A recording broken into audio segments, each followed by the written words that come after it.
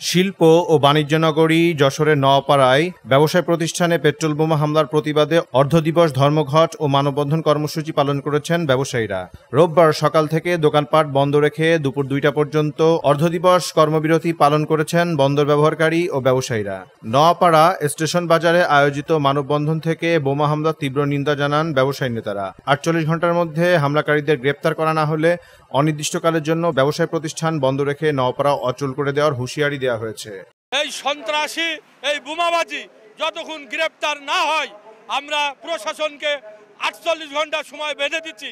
এর ভিতরে যদি গ্রেপ্তার করে দৃষ্টান্তমূলক শাস্তির ব্যবস্থা যদি না করে থাকে, আমরা আগামী ৪৮ ঘন্টার পরে আমরা উভয়নগরে যারা আছি, আমরা দোকানপাট ব্যবসা বাণিজ্য সবাই মিলে একত্র হয়ে অনির্দিষ্টকালের জন্য আমরা ব্যবসা বাণিজ্য থেকে অব্যাহতি নেব।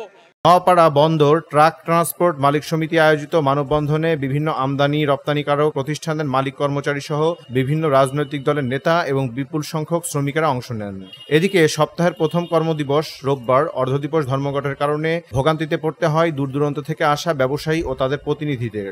এছাড়াও ব্যাংকিং লেনদেনের পরিমাণও অন্য দিনের তুলনায় অনেক কম হয়। এর আগে শুক্রবার ভোররাতে দেশের শীর্ষ আমদানিকারক প্রতিষ্ঠান নোয়াপাড়া গ্রুপের সুফলা ভবনে দুষ্কৃতিকারীরা পেট্রোল বোমা হামলা চালায়। এ ঘটনায় অভয়নগর থানায় প্রতিষ্ঠানটির পক্ষ থেকে একটি সাধারণ ডায়েরি করা হয়।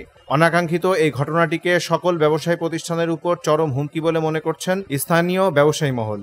নিউজ ডেস্ক, দৈনিক রানার।